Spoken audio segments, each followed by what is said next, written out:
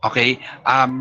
As you may have seen in Google Classroom and Facebook group, pag-uusapan natin ngayon about product and service design and strategic capacity planning for products and services. So palagi kong hina-highlight yung end services kasi although parehas lang yung products and services, there are some differences kaya kailangan nating i-discuss din siya. Although kung titingnan mo siya, parehas lang siya dahil parehas lang siyang ino-offer sa customer natin. Okay, sorry nadidistract ako dahil may mga pumapasok na classmate natin pero I'm happy that they are still joining. So, I'll begin my presentation.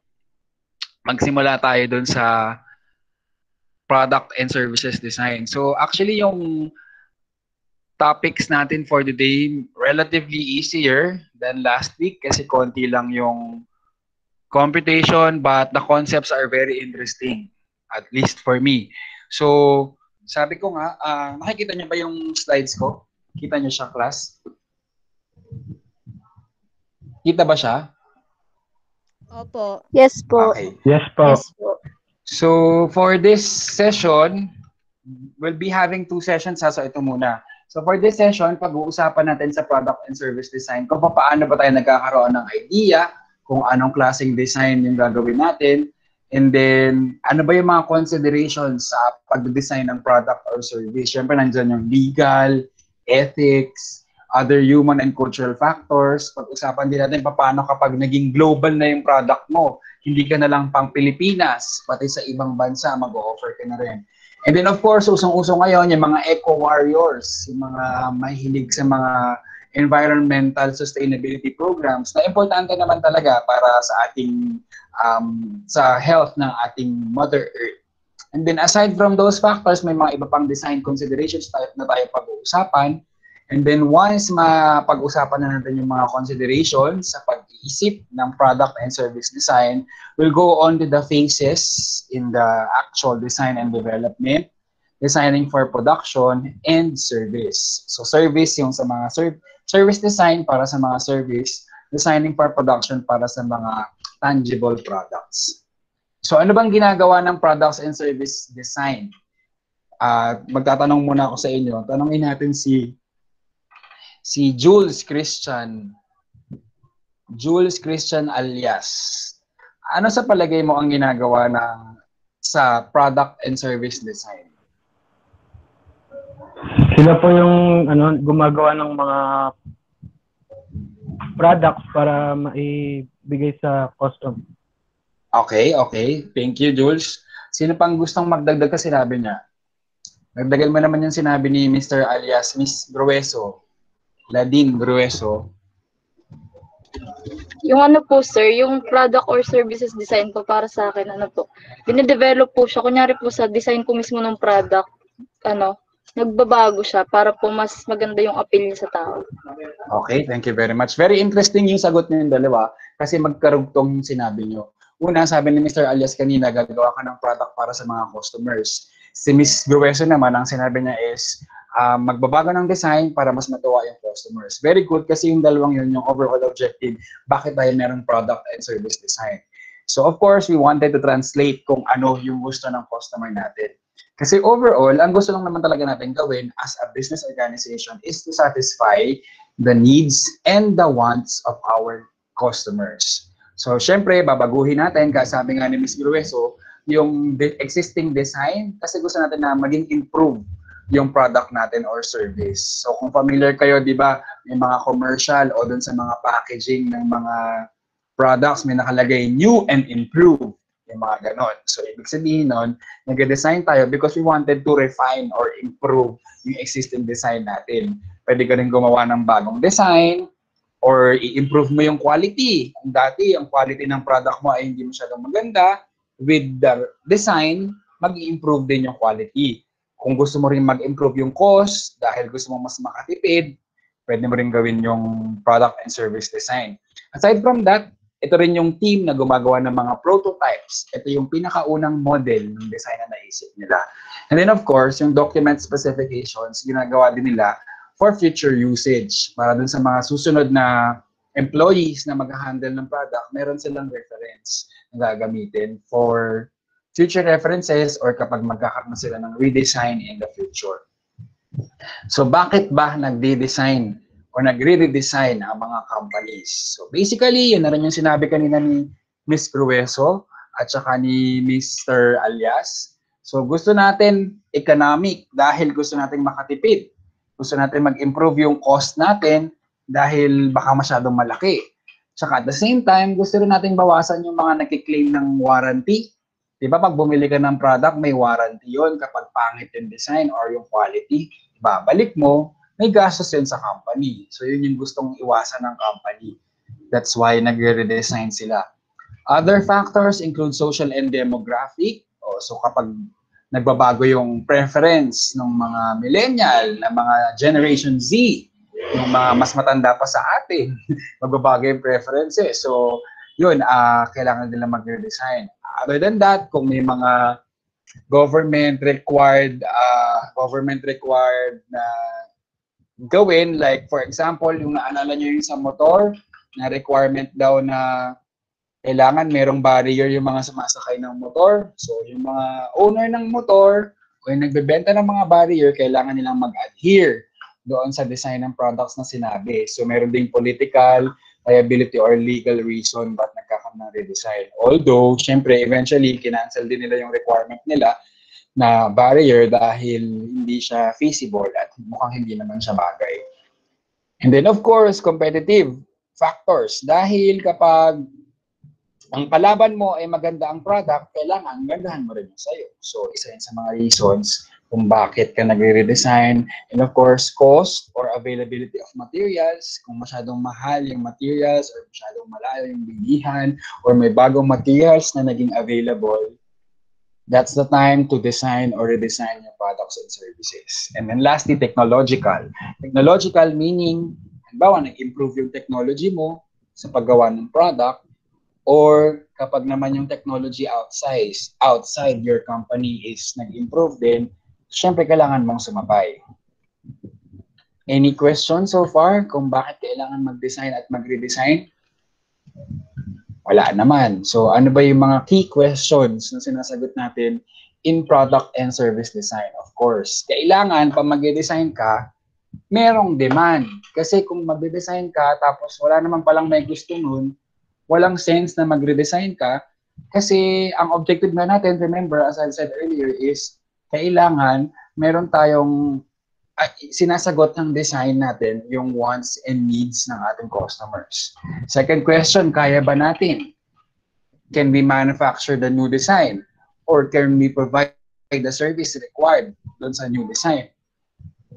Other questions would include what level of quality is appropriate, or does it make sense from an economic standpoint? So paulit-ulit na ang kailangan natin ba tayo nag-design is gusto nating ma-match yung demand or requirement ng customers. Kailangan yung requirement ng product kaya din natin gawin as a company without sacrificing the quality of the product or service. And at the same time, kailangan feasible siya economically. Ibig sabihin, hindi siya masyadong mahal na hindi na natin mare-recover yung cost natin.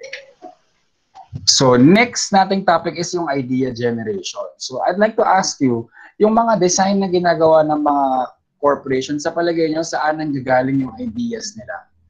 Tanungin nga natin si Regalario, Prince Regalario. Good afternoon. Prince, yes. Sa palagay mo, saan nanggagaling yung mga ideas ng ating mga companies na nagre-redesign? Sir, siguro po parang nagkakamag po sila sa isa pong para pong sila din po nag-come with idea para po yun po magkaroon po sila ng design para po sa kanilang company. Okay, that's good. Thank you, Prince Regalario. Other inputs? Sino pang may input dyan about idea generation? Tanungin natin si Aika Agraho. Aika, hello. Hello po, sir. Yes. Para sa akin po, pwede pong mag-generate sila ng idea through research for some innovations po. Siyempre po, sa technology natin ngayon is very, talaga important na magkaroon ng innovation. So, pwede po silang mag-research kung ano yung panibagong idea na magagamit nila to improve their business. Okay, thank you very much. So tama yung mga sagot ng dalawa. Hindi ko kayo binobola ha. Tama talaga yung sagot nyo kasi most of the ideas either comes from the customers, so customer mo mismo yung nagsabi, o pwede rin naman na galing sa mga supplier mo, sila yung nag-recommend or nag-suggest ng other designs na pwede mong gawin. Pwede rin naman sa mga kalaban mo, so mga kalaban mo sa industry, kokopyahin mo sila or pag-aaralan mo kung ano yung ginagawa nila, doon ka makakakuha ng idea. And yung sinabi ni Ms. Graho, yung research and development initiatives, pwedeng galing din doon. So pag sinabi natin kasing reverse engineering under ng competitive scanning, ito yung ginawa ng Ford Motor Company. Kasi na nagsisimula pa sila, wala pa silang masyadong alam paano gumawa ng magandang kotse. So anong ginawa nila? Bumili sila ng mga kotse ng mga kalaban, tinalas-kalas nila yon, inaral nila paano ginawa, tapos in-improve nila kung paano ginawa ng mga car manufacturers na yun. So dahil doon, nakahanap ng idea ang Ford at nakapag-improve ng product design ang Ford mismo na nakatulong sa kanila. Yung research naman, as you would know, so syempre, there are two different types of research. Magsisimula tayo sa basic research. Ito yung mag-research ka lang with no clear commercial purpose in the future. Ito yung mga ginagawa natin sa mga thesis natin sa school. Yung applied research naman, gagamitin natin yung learnings from basic research and tie it up with commercial application, meaning yung gagamitin mo na sa business. And then lastly, yung development. Ito na talaga yung actual na gagawa ka ng research dahil may gusto kong gawing product. So, mahirap sagutin kung ano ang isang magandang idea, but these are the possible sources of idea na pwedeng applicable sa atin kapag gumawa na tayo ng product and service design. Of course, may mga legal and ethical consideration. Siyempre, kailangan hindi tayo lalabag sa batas at kailangan hindi tayo nanloloko ng ibang tao. Kailangan yung ethics natin ay nandun pa rin sa atin while we are designing our products and services. Of course, iisipin dapat natin yung health and safety ng gagamit ng products and service natin through our design. At the same time, kailangan yung welfare ng mga employees nasa isip pa rin natin kapag gumagawa tayo ng design. Hindi tayo bibili ng makina na gagawa ng magandang design, pero yung makina pala na yun ay delikado para sa mga employees. So those are some of the considerations. Of course, being ethical, kailangan ibigay natin sa customers kung ano yung value na ine-expect nila from our products. Hindi yung basta kikita lang tayo. Other factors to consider would be human and cultural factors. So kasama na dito yung global product design. So yung iba't ibang organizations na nag-ooperate globally, meaning sa iba't ibang bansa, may mga considerations silang sinasama sa pag-design ng products and service. Kasama dito yung culture, yung different culture ng bawat country. So I don't know if you still remember, nakwento ko sa inyo in one of our sessions na yung McDonald's sa Philippines lang ang may spaghetti sa buong mundo. McDonald's Philippines lang ang may spaghetti. Because nung nag-design si McDonald's, kinonsider nila yung culture ng Philippines na mahilig sa spaghetti.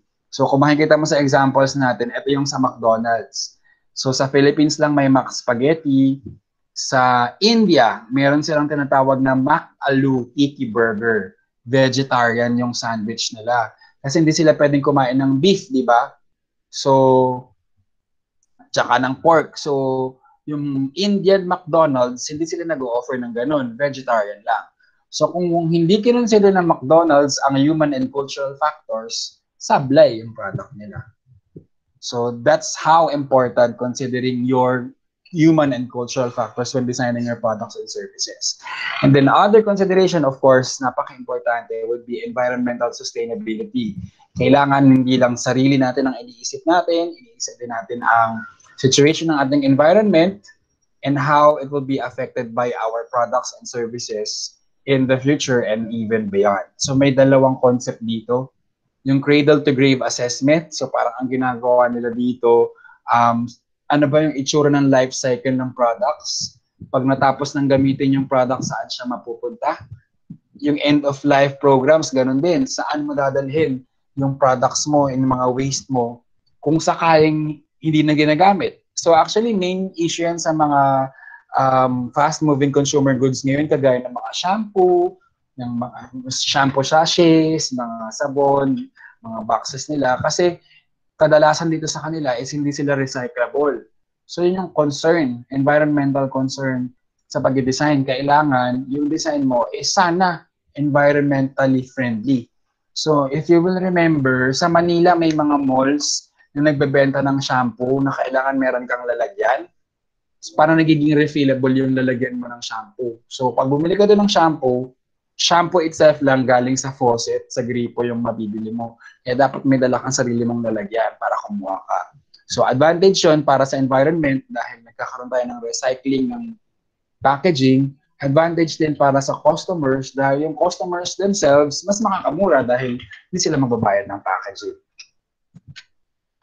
Other environmental factors, of course, yung 3 Rs. Familiar naman tayo sa 3 Rs, no? So bago ko nga ipakita, ano nga yung 3 R ng environment? Tanongin nga natin si Miss Monique Tifora. Hindi ko alam kung nakita mo na, pero Miss Monique Tifora, ano nga yung 3 Rs sa environment?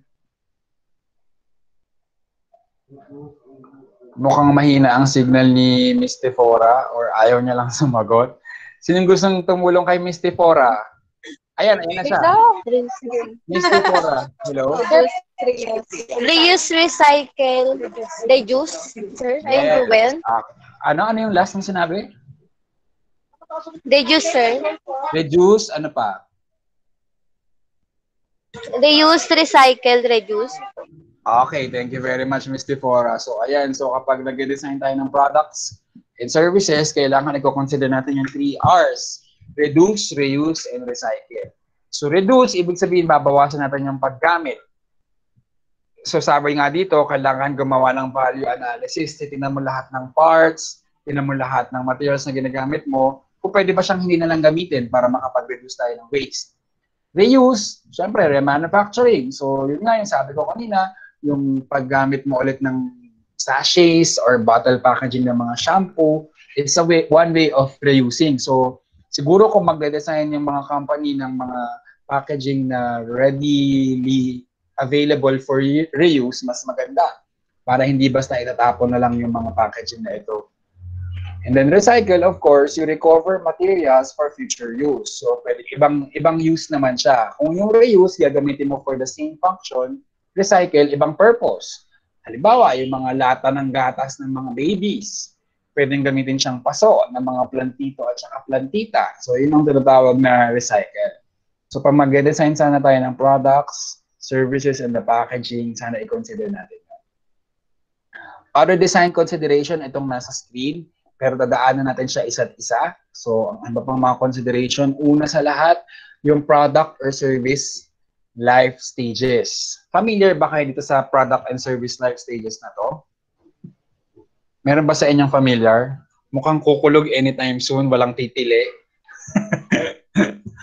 Okay, so yung product and service life stages na makikita nyo dito sa ating screen, pinapakita nito yung life stages ng isang product. Magsisimula daw siya sa introduction ng product, and then pag nakilala na sa market, magkakaroon ng rapid growth. Ibig sabihin, magugustuhan siya ng lahat ng mga customers. Kaso, kapag masyado ng maraming customers ang nag-a-avail, darating siya sa maturity. Meaning, yung pagtaas ng interest at saka ng demand sa product na yon, bababa or magiging stable, pantay lang. Then pag sawang-sawa na yung mga customer, bababa na siya sa decline. So, bakit importante itong product and life stages? Kasi syempre, kung alam mo kung nasaan ka, nasa ang life stage ng product mo, i-design mo siya ng naaayon doon. So for example, pag introduction, kailangan sobrang ganda ng gagawin mong design kasi magpapakilala ka pa lang sa market. Pero wag mong ibubuhos lahat ng design. Kasi pag nakilala ka na, pupunta ka doon sa growth life stage, doon ka dapat magpapasabog. So sa growth life stage, itutodo mo na yung design ng iyong product para lalong tumaas, maging exponential yung growth ng product mo. Maturity, kung mag-design ka naman dyan, normally, konting improvements na lang yung gagawin mo, new and improve, bagong packaging, bagong scent, bagong feature or variety ng product. para at least tumagal-tagal ka ng konti sa stage ng maturity. Kasi ayaw natin dumating dun sa decline. Kasi pag nag-decline, dalawa lang ang pwedeng mangyari. Pag nag-decline, ibig sabihin wala nang interest doon sa product mo or gagawa ka ng panibagong improved product para mag-start ka ulit sa umpisa, sa introduction. So para mas maintindihan natin yung concept ng product and life stages, tanongin ko nga kayo kung dun sa mga products ko nasaan ang stage na yun. Halimbawa, milk tea for example, nasaan na ang life stage ng milk tea? Sa palagay nyo? Sa growth. Growth, sabi ni Keiko. Sino pang pwedeng sumagot? Nag-agree o kumukontra? Growth din po. Growth din si Miss Urubio. Groot daw. Groot daw si Jules Christian. The growth din daw siya.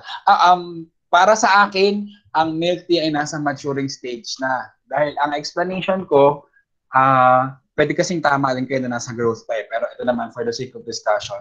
Para sa akin, ang milk tea ay nasa maturity stage na. Kasi kung mapapansin natin, sobrang dami nang nag-o-offer ng milk tea. Iba't ibang klaseng milk tea. Merong infinity, may destiny tea, may kung ano-anong tea. Dati, konting-konti lang yung may tea. Dati ang may tea lang is yung coffee bean and tea leaf. At saka yung nabibili sa mga SM, yung Zagu, yung mga ganun-ganun lang dati, di ba? Ngayon, sobrang dami na nagtitinda ng tea. So that's my explanation bakit tingin ko ang milk tea ay nasa maturing stage na. Dahil masyado ng madaming products or competitors na nandyan, pero yung demand hindi naman lumaki. So tingin ko, nasa maturity na siya. Kasi kung pag sinabi mong growth, although hindi ko sinasabing mali yung sinabi nyo, pag growth kasi, kumbaga parang pataas siya ng pataas, as you can see din sa graph natin kanina, pataas ng pataas yung demand. I think na ang growth ng milk tea ay nangyari last year or 2 years ago, hindi right now. Kasi ibig sabihin, at this point kasi, yung milk tea, masyado na siyang nag-boom. Diba? So parang yung demand for face shields, for example, dati walang pumapansin, nasa introduction lang siya, at saka yung face shield parang para sa mga tao hindi siya necessity. Pero nung time na naging necessity siya, ayun na, pumasok na sa introduction stage, pumasok na rin sa growth stage, ang mahal-mahal ng face shield, ngayon nasa maturing stage na siya. Kasi ang dami nang nagbebenta, yung demand hindi rin naman ganun tumaas dahil halos lahat may face shield na. So nandun lang siya. Hopefully, pag natapos na yung ating pandemic, bumaba na sa decline stage yung ating face shield dahil ayaw na natin ng ganito. Okay, so naintindihan ba natin ang concept ng product or product life cycle ng products and services? Naintindihan natin? Yes po. Okay. Opo. Okay. So, other things to consider is yung standardization. So, ano ba yung standardization? Ibig sabihin nito, meron kang standard na sinusunod pag gumagawa ka ng product. Pare-parehas lang siya. So, ang objective mo kasi kung bakit ka nagsa-standardize is mas konti kasi yung gastos kapag ang gagawin mong product or service ay pare-pareho kaysa kung iba-iba. Kaya gumagawa ka ng standardization. May advantage at saka disadvantage nga lang yung standardization. So, ang advantage, syempre, kung standard ang product mo, anytime na may maghanap na customer, available siya. Pwede mo ring palitan yung parts at lower cost and higher productivity kasi nga standard yung products and services. And then, mas konti yung gastos at saka time to train your people. Dahil, pare-parehas nga lang yung ginagawang procedures and processes for a standardized product. However, may mga disadvantages siya, of course. First is reduction in variety. Ibig sabihin, isa lang siya. Magsasawa ang mga customer natin kung walang masyadong variety. Kumbaga, kung ang milk tea mo ay winter melon ulong tea lang ang tinda mo, madali siyang gawin, madali siyang ibenta dahil pare-parehas lang ang itsura. Pero kung palaging winter melon ulong tea lang, wala. Konti yung variety, hindi matutuwa yung mga customer mo. And speaking of that, yung mga competitor mo, ang daling talunin ka dahil nga may products na pwede silang ibenta na wala ka. And then last disadvantage is yung the resistance to modify in the future. Kadalasan kasi kapag sanay na sanay ka na dyan sa product mong yan, di mo na siya babaguhin. So wala ka ng incentive na baguhin dahil tingin mo wala namang mali. So those are the advantage and disadvantage of standardization.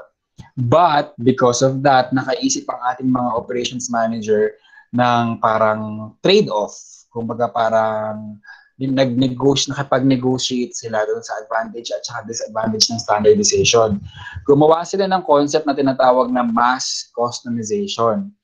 Ibig sabihin, standard pa rin yung product, pero medyo binabago nila ng konti para magmukhang customized pa rin.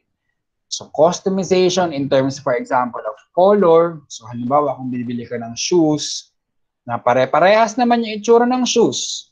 So, standard yung itsura ng shoes, pero iibahin mo yung color or may konting design na babaguhin. So, naging customized na siya. So, yun yung mass customization. So, ano ba ang types of mass customization? So, simple lang yung naging example ko na shoes. Pero, sa mas malaking, in the grander scheme of things, merong dalawang types of mass customization. First is delayed differentiation and modular design. Yung delayed differentiation, ang ginagawa niya, kagaya ng ginawa ng Dell computers, magde-design muna sila ng standard na laptop. Ngayon, kapag habang ginagawa na nila yung product or service, mag-i-improve sila ng design ng product unti-unti according dun sa preference ng customers. So, because of that, na papasok nila yung customization side, hindi lang standard yung ginagawa nila. Nagbibigay na rin sila ng konting sorry, nadidistract ako dun sa mga hindi nakakapasok. Okay, sorry. So, pag delayed differentiation, gagawa mo na siya ng standard design, and then eventually, kapag nakuha niya na yung preference ng customer, magdadagdag siya ng konting customization to answer the variety requirements of the customer. Yung modular design naman, usually ginagawa siya sa mga sasakyan. So yung mga sasakyan natin, pare-parehas lang yan ng design in terms of overall specification. Pero in terms of kung ano itsura ng window, ano itsura ng aircon, ano itsura ng mga nasa loob ng sasakyan, yun doon lang nila iniiba. So doon nagkakaroon ng customization. So simple lang naman ang difference ng delayed differentiation and modular design. Ang importante nyo matutunan dito is kung hindi maganda na standard ang product mo, ang standard ang design ng product mo, mag-customize ka ng konti through mass customization. So nakatipid ka na dahil may standard side, pero meron ding customized side, so nasasagot mo yung hinahanap ng customers na variety. Another concern that we'd like to address, of course, is yung reliability. So ano ba yung reliability? Siyempre, gusto natin, yung product natin performs what is expected from them. Maaasahan ba yung product natin? Kasi the moment na hindi na maaasahan yung product natin, then there's failure. Failure, as you can see, is a situation in which a product, part, or system does not perform as intended. Kumbaga, meron kang pinramis or pino-foresee na feature ng product. Yun yung, kung ginawa niya, yung feature na yun, ang tawag din is reliability. Maaasahan yung product mo. Ngayon, kung yung product mo naman ay hindi nakasunod dun sa expected or intended niya na feature, failure ang tawag doon. So, saan nakalagay ngayon yung lahat ng listahan ng mga functions na kailangan meron sa isang product, part, or system nandun sa normal operating condition. So, ilalagay mo siya dyan. So, dapat ito ang sinusunod ng product natin. Nandyan nakasulat sa normal operating conditions. Kung sakaling meron kang failure na hindi naman siya maiiwasan dahil to err is human, tao lang tayo. So, kailangan mong i-improve yung reliability. So, paano ba siya? Siyempre, improve mo yung design, improve mo yung production and assembly technique sa pabrika, improve mo kung paano mo tinetest yung product para makita mo talaga lahat ng condition. Of course, pag magki-case study, kailangan may backup to improve your reliability. Kailangan may backup para pag nasira yung isa, may pagkukunan ka pa rin iba. And then, of course, improve your preventive maintenance procedure. So, kung meron talagang sira na hindi maiiwasan, at least man lang yung preventive maintenance mo is tama at readily available doon sa mga magre-request. And then, improve user education kasi baka mamaya, mali pala ang paraan ng paggamit ng customer mo kaya hindi nagiging reliable yung iyong product. So, and then of course, sana i-improve mo din yung design kasi para hindi nalilito yung mga users mo kung paano siya gamitin.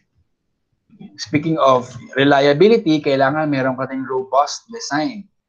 Ibig sabihin, dapat yung design mo, kahit anong mangyari dyan, hindi siya masisira. Yun ang objective mo. Parang cellphone, itong iPhone. Yung mga naunang iPhone, konting bagsak lang, basag na agad. So, nung nag-improve sila ng design, sinigurado nila na meron silang robust design na kahit bumagsak siya, hindi siya agad mababasag. Yung ibang kalaban naman ng iPhone, nag-design sila ng phone na pwede mong ilubog sa tubig, hindi masisira yung cellphone. So, yun yung sinasabi natin na another consideration. Kailangan your design would result with your products and services that can function even if subjected to a broad range of conditions. Any questions? Naiintindihan pa natin? Madali lang naman siya eh. Mostly conceptual lang siya. Kung hindi nyo masyadong naintindihan dahil madami yung information, pwede nyo balikan itong ating module or yung YouTube channel ko later on. Please like and subscribe. Tapos basahin nyo ulit yung module natin. Madali lang naman siyang intindihin. Pero kung hindi nyo siyang maintindihan, pwede kayo mag-reach out to me. Okay, to continue, another condition that we'd like or we wanted to consider would be the degree of newness. So kung mag-i-improve ka at mag-redesign ka ng product, gaano ba katindi yung newness, yung pagkabago na gagawin mo? Babaguhin mo ba yung isang existing na product or service? Or magdadagdag ka ng ibang product line? Meaning, kung nagbebenta ka ngayon ng shampoo, magbebenta ka na rin ba ng lotion? Benta ka na rin ba ng toothpaste, ng facial wash? Yung number 2. Number 3 naman, clone of a competitor's product or service. So ano, kukopyahin mo lang ba yung binibenta ng kalaban? Kumbaga kung nagbebenta siya ng face shield, kukopyahin mo lang yung eksaktong face shield na binibenta niya. Kasi yung number 2, mag-i-expand ka ng line. So kung nagbenta yung kalaban mo ng face shield, magbebenta ka rin ng face mask. Benta ka rin ng eye shield, yung hanggang dito lang. So, ayan, yun yung difference ng expansion at saka clone of a competitor's product. And then, of course, lastly, new product or service. Ito yung pinakamahirap, pinakamagastos, kasi wala ka talagang basis dito kung yung product ba ay mura lang o kung yung product ba ay tatangkilikin ng customer natin. So, of course, you'll have to consider these things if you are redesigning your existing product or service kasi baka mamaya yung cost mo masyadong mataas versus doon sa benefits na makukuha mo. Okay, this is a design of house of quality diagram. So pinapakita lang dito na when you are designing a product, it's very important that you ask the opinions of your customers. Kasi we wanted to satisfy nga, as I've said, yung gusto and needs and wants ng customers, and it can be best obtained kung hihingi tayo directly from the customers. Okay, now we proceed with the phases in product design and development. So ano ba yung phases niyan? Kanina na pag-usapan na natin yung idea generation. So in a nutshell, ang kailangan mo lang gawin pag gagawa ka ng product design and development, mag-iisip ka ng kung anong design yung gagawin mo. And then tingnan mo kung feasible ba siya. Ibig sabihin, magagawa ba natin siya? May pera ba tayo para mag-redesign? May demand ba para mag-redesign? Kaya ba natin ng machines natin na mag-redesign? So yun yung feasibility analysis. And then pag nagsabi ka na ng yes dun sa number 2, mag-redesign ka na ng product, mag-redesign ka na ng process kung paano gagawin, gagawa ka na ng prototype kung paano yung itsura ng product na ibebenta mo. Then, titingnan mo kung yung design mo ay tama, review mo kung nasatisfy ba lahat ng requirements. And then, that's the time that you will test this to the market. So, importante na kailangan tinetest mo muna sa market bago mo siya i-introduce sa lahat ng target market mo. And then of course, kailangan palagi may follow-up evaluation para makita mo kung tama o mali pa yung ginawa mo. Okay? So these are just some of the options when designing for production. You can just read through this kasi self-explanatory naman siya. So of course, you'll use concepts in engineering, in computer to design your products. Of course, you'll try to understand kung yung requirements mo ba ay readily available and magkano siya. That's the production requirements. And then component commonality. So here you will realize significant benefits when a part can be used in multiple products. So kung ibig sabihin, kung nag-design ka, yung mga raw materials na ginagamit mo for this product, pwede mo rin ba siyang gamitin sa ibang product para mas nakakatipid ka, di ba? At mas efficient yung iyong process. So now we proceed with service design. So basically, pag sinabing service, ibig sabihin, walang tangible products na binibenta, but we are offering our services sa ating customer kagaya ng mga gym, ng mga parlor, ng mga teaching, hospitals, at yung mga nag-offer ng service. So of course, meron din silang delivery system. Wala silang factory, pero meron silang delivery system. Nagbabundle din sila ng mga products, kagaya nga sa parlor. So magpapagupit, magpapakulay, magpapakulot, ganyan. And then mga packages na similar. So hindi lang siya, yung packages and bundle, hindi lang siya pang products. So ito na yung last slide for this module. Actually, pinapakita lang dito kung ano yung difference ng product and service. Now, by this time, sana alam na natin kasi we know products are generally tangible, nahahawakan natin. Services are hindi. Yung services, kailangan, ginagawa siya at dinideliver din sa customer at the same time. Meaning kapag pumunta ka to have your haircut service, sabay ginagawa yung pag-create ng haircut at pag-deliver ng service sa'yo. Services also cannot be inventoried, so hindi siya pwedeng i-stock. So lahat ng services galing diretso sa mga service people. Dahil nga dyan, dahil diretso from the service people, highly visible to consumers itong mga services natin. So kailangan pa nag-design ka, kita mo yung buong process. Ang tawag dyan is customer experience. Sa mga companies may tinatawag na customer experience department, lalo na kung services yung binibigay mo. Kasi dapat yung buong experience, pagpasok pa lang yan sa tindahan mo, yun na yung produktong binibenta mo sa kanya. Yung ambience, so kagaya ng Starbucks. Yung Starbucks, hindi lang naman siya kape. They're selling the experience of drinking coffee. Kaya pagpasok mo sa Starbucks, sa pinto pa lang, yung amoy ng coffee, yung smile ng guard or ng mga barista, kasama yun dun sa service design nila. So, some services have low barriers to entry and exit. Ibig sabihin, ang daling pumasok sa inyo, pero ang dali din umalis pag nainis. Location is very important to service design kasi kapag service, convenience ang ating pinagbabasihan. So service systems also, kagaya ng sa Starbucks, pwedeng little or no customer contact or very high customer contact. So kagaya ng mga parlor, yung Starbucks, medyo medium yung customer contact. Pero sa gym, halimbawa, medyo little lang yung contact doon kasi ang contact nila talaga doon, yung mga equipment na nandun sa gym. Pero, service pa rin siya. And then, kapag nasa service ka, yung demand, nagbabago, demand variability alternately creates waiting line or idle service resources. So, kapag nandun ka sa isang service organization, kapag masyadong maraming requirement yun na ng customer, nagtatagal yung pila, di ba?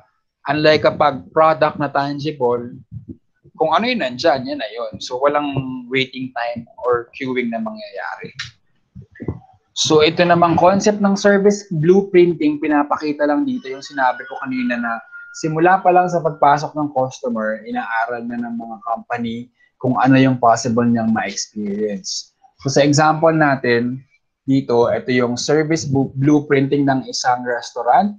So, pagpasok niya pa lang sa pinto, pagtatanong niya kung saan pwedeng umupo, pag-order sa menu, yung actual na pagkain, tapos hanggang sa magbabayad na siya at aalis, inaaral yan ng mga service organizations sa isang service blueprinting. Okay, this is the end of this module. Any question? Any question so far? Wala naman. So medyo nagmamadali ako dahil meron kayong 3:30. Pero tingnan natin tong capacity. Okay lang ba? Kaya pa naman? Andyan pa ba kayo? Sige. Actually, madali lang naman tong concepts na to. Puro dal-dal lang to, puro basa. So, ang importante lang talaga malaman mo kung ano ba yung mga factors na kinoconsider pa nag-decide. So, this time naman, yung capacity yung pag-uusapan natin. So, paano ba natin malalaman kung ano ang dapat ng capacity ng ating business, ng ating operations, yung paano i-measure kung tama ba yung capacity natin. So, pag sinabi kasing capacity, ito yung upper limit, ito yung sagaran, hanggang dito lang ang kaya ng ating company.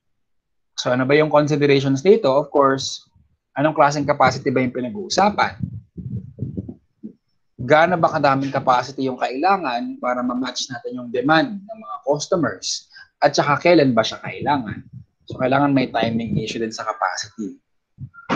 Importante yung capacity, of course, kasi generally, madami akong nilagay dyan, pero generally, importante yung capacity planning kasi ayaw natin na sobrang dami ng ating capacity kasi sayang yon. May opportunity cost, may expense sa atin kung masyadong madami ang ating capacity. At the same time, kung kulang naman ang ating capacity, may opportunity cost din dahil may mga customer tayo na hindi masaservice kung kulang ang capacity. So generally, yun ang ibig sabihin ng capacity plan. So how do you measure the capacity? So una, i-define muna natin yung dalawang klase ng capacity. Design capacity, ito yung ano talaga, yung overall total capacity ng isang operations. Pag sinabing effective capacity kasi, ibabawas mo na dyan yung allowances na gagawin mo. Kagaya ng mga personal time, maintenance, pag nasira, yun yung effective capacity. So pag sinabing design capacity, ito yung overall. Halimbawa sa bus, ilan ba yung capacity ng design capacity ng bus?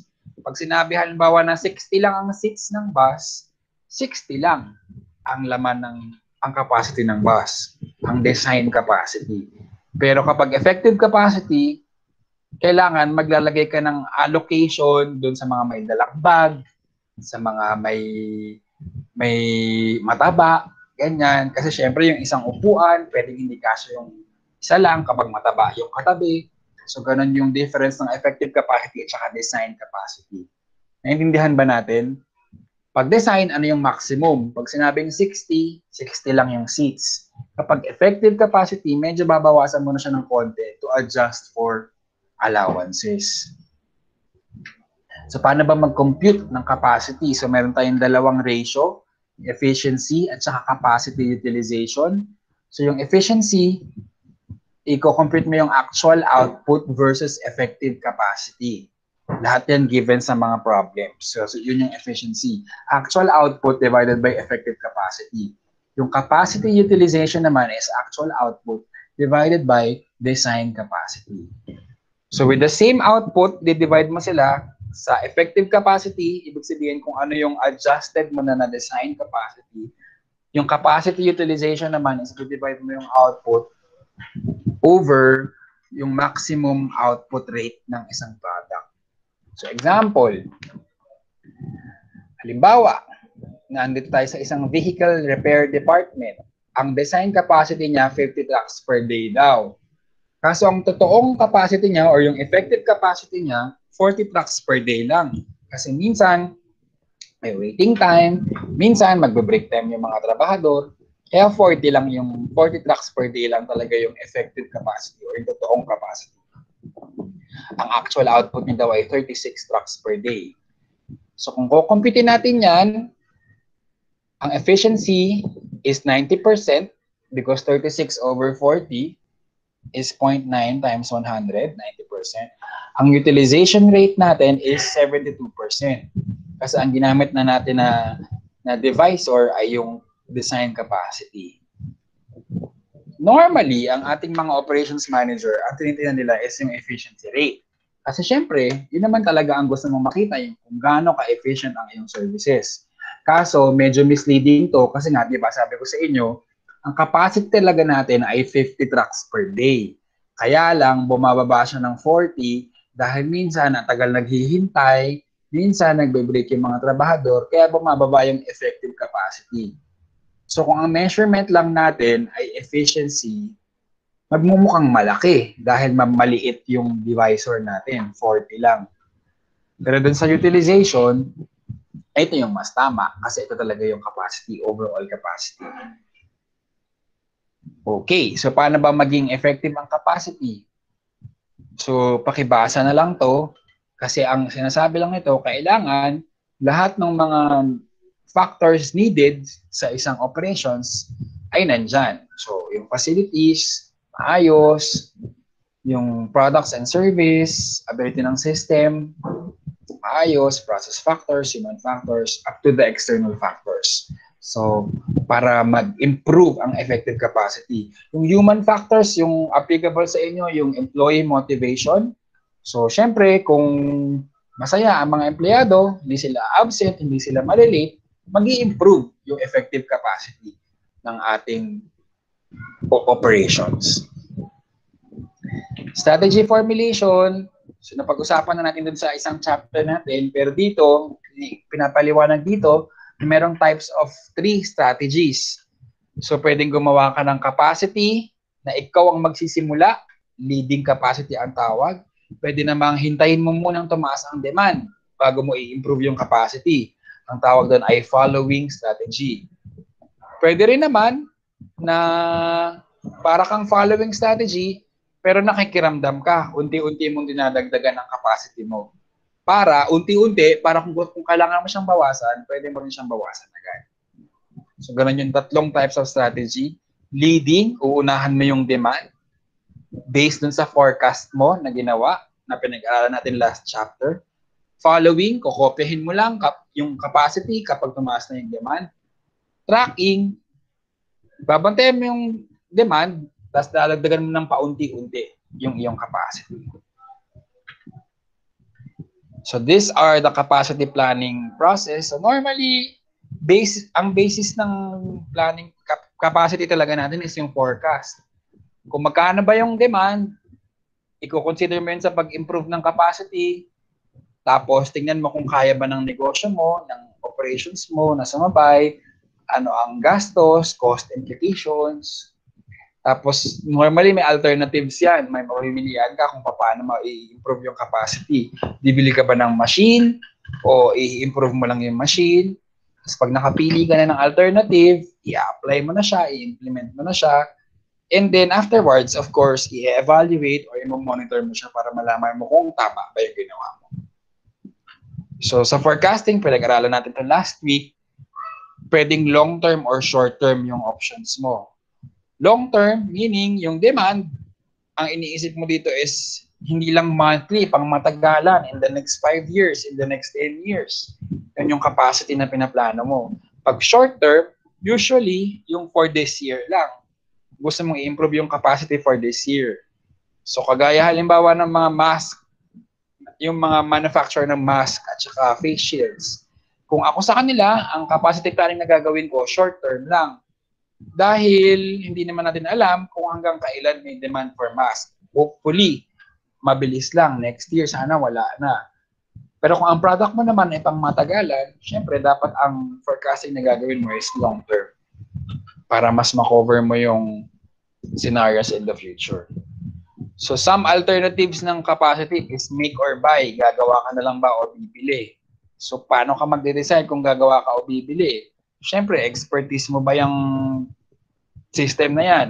So kung sa ibang bansa, ina-outsource nila yung call center dito sa atin sa Philippines dahil para sa kanila, bukod sa nakakatipid sila sa cost, so another factor here, is expert yung mga Pilipino na makipag-usap sa mga customers nila in English. So kaya ina-outsource nila yung call center operations sa Philippines. Kung hindi mo naman, kung expertise mo naman yan at kung mas makakatipid ka kung ikaw ang gagawa, huwag ka nang mag-outsource. Mag-make ka na lang or in-house. Make or buy, ang equivalent nito is in-house or outsource. Padaanan ko na lang tong strategies na to na pakibasa na lang kasi gusto ko sanang ipakita muna kung papaano ba yung make or buy cost volume profit analysis. So, ito na yung last bago ko kayo ibigay kay Mr. Serrano. Pero basahin niyo tong constraint management and planning service capacity. Okay lang ba yon? Para makaproceed tayo dito sa last na topic. Okay lang siya, class. Ito na yung last para maiwan ko kayo kay Mr. Serrano. Okay, so bibigyan ko naman kayo ng sample exercises ulit na may answers na para pwede nyo siyang sagutan and then talk to me sa computations na ginawa nyo or solutions para ma-compare natin. So generally, pag maggagawa ka ng cost volume profit analysis, gagamitin mo yung general formula, profit equals total revenue minus total cost. So ano ba yung total revenue? Magkano yung revenue or selling price per product times quantity. Ilan yung product? Ano naman yung cost? May dalawang cost, fixed cost at saka variable cost times quantity. Yung variable cost kasi, ito yung dagdag na cost bawat product. Halimbawa, nagbebenta ka ng ulam. Ang fixed cost mo doon is yung gas, yung panghugas ng plato, yung mga plato, yun yung mga fixed cost. Ang variable cost doon is yung ketchup. Ibig sabihin, tumataas yung cost kapag tumataas yung quantity na bibenta mo. Ketchup, yung plastic na pambalot doon sa mga ulam, yun yung mga variable cost. Pagsasamahin natin silang dalawa para makuha natin yung profit equals total revenue minus total cost. Hihiwalay natin yung quantity kasi ito yung gusto nating malaman kung magkakaroon ba ng diferensya yung alternatives natin. So, algebra lang yan. Hiniwalay lang natin yung quantity. Tapos, rearranging the equation, quantity equals profit plus fixed cost over revenue minus variable cost. So, para saan ba yung formula na yan? Pinapakita lang natin dyan kung pag mamimili ka na ng alternative, alin ba ang pipiliin mo? Yung alternative 1 o alternative 2, saan ka ba mas makakatipid? Sa graph na to, makikita natin na yung fixed cost, fixed nga lang siya, same amount lang yung cost mo, and then yung variable cost, tumataas siya habang tumataas din yung number of units na nabibenta mo. So, ang total cost, ito siya, combination ng variable cost at saka fixed cost. Kung ipagsasamahin naman natin yung total revenue at saka total cost, so total cost, ito siya, lipat lang natin dito, total revenue, bagong gawa siya na line. So, yung lahat ng space, pagkalampas ng meeting point nila, or yung break-even point, pag ang benta mo ay more than the break-even point, ibig sabihin meron kang kita, may profit ka. Pag naman ang benta mo ay less than the break-even point, lugi ka doon. Dahil ibig sabihin, mas malaki yung fixed cost mo na ginagastos versus dun sa nabenta mo. Yun tinatawag natin na indifference point. Pag sinabing indifference point, ibig sabihin, kahit anong alternative yung piliin mo, parehas lang ang resulta. So, indifferent ka. Ito yung point na yon. Kung alternative A or alternative B man ang piliin mo, parehas lang ng resulta. Itong formula na to, dinerive lang doon sa kanina, inalis natin yung profit part kasi gusto natin makita yung break-even point. Ibig sabihin, parehas lang ang kikitain mo doon sa dalawang alternative. So, example, para maintindihan natin yung cost volume profit analysis. So, the owner of old-fashioned berry pies, si S. Simon, is contemplating adding a new line of pies, which will require leasing new equipment for a monthly payment of 6,000. So, monthly payment, ibig sabihin na ito yung fixed cost na, yung 6,000. Variable cost would be $2 per pie, and pies would retail for $7 each.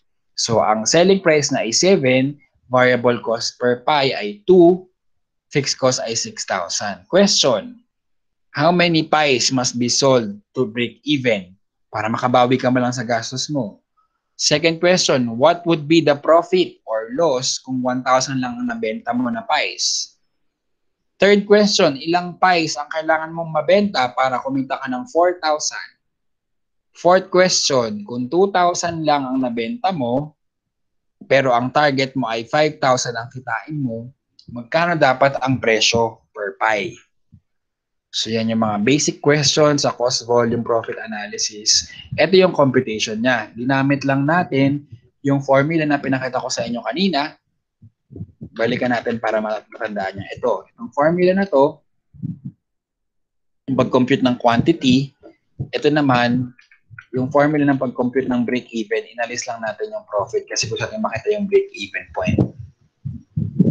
Okay, so to answer our question, sa letter A, para malaman kung ilang pies ang ibebenta para mag-break-even, so ayan, isasama mo yung 6,000 fixed cost divided by 7 na variable cost minus 7 na selling price minus 2 na variable cost. So kailangan mo daw makabenta na 1,200 pies per month para man lang maka-break even ka o bawi-bawi lang. Tapos kung 1,000 lang daw ang binenta mo na pies, magkano ang kikitain mo o magkano ang lugi mo. So ipapasok mo lang ulit sa formula, ililipat-lipat mo lang yung mga equation, yung kanina natin na Q equals FC plus T, ganyan. Sorry kung nagmamadali ako kasi meron kayong Mr. Serrano. So ito, ipapasok natin yung mga numbers doon sa equation. May pumapasok pa. Okay, so basically, ayan lang yung sa cost volume profit analysis. Yung make or buy naman, kung mag-decide ka kung bibili ka o i-outsource mo na lang sa iba. So given these numbers, should the firm make or buy the item? So ito ang example dito, yung manager daw nag-iisip kung gagawin niya na lang ba yung item o bibili na lang siya ng machine. So andyan yung mga cost. Kung gagawa siya ng sarili niyang machine, magkokosto ng 150,000 na fixed cost. 60 yung variable cost, 12,000 yung kayang gawin. Kung i-outsource niya naman to sa labas, wala siyang fixed cost dahil wala siyang bibiling makina. Pero ang variable cost niya ay 80 per unit at ang magagawa ding volume ay 12,000. So ang tanong dyan, bibilhin niya ba o hindi? So kung makikita nyo, kung gagawa siya, 870 lang ang kanyang cost. Pero kung i-outsource na, 960 ang cost. So in short, dapat siya na lang ang gumawa. Mag-make na lang siya, huwag na siyang bumili. Yung second question naman dito is, ang tanong is, there is a possibility that volume could change in the future. At what volume would the manager be indifferent between making and buying? So kung babaguhin daw yung number of quantity, ano yung indifference point na hindi na siya mag-iisip kung mag-make siya or magpabay? Sabi, sa computation natin, kung 7,500 units ang usapan, it doesn't matter kung mag-make or magpabay siya. Kasi parehas lang. Okay, so that's it. Wala tayong take-home quiz, pero magbibigay ako mamaya around 4 o'clock ng sample exercise with answers. Kayo ang magbibigay ng solutions kung paano siya i-solve. Kausapin niyo ako kung paano kung hindi niyo makuha yung solution. Yung solution doon sa sample exercise last week, I'll try to upload later. Tinan ko lang kung makapag-picture ako ng maganda. Nakalimutan ko kasi i-scan sa office eh. Tapos hindi siya graded, itong sample exercise natin, practice exercise, pero kasama siya sa midterm, so kaya sana intindihin niyo siya. Any questions? So kung walang question, patingin naman ako ng mga ano natin, ng mga video natin para makapag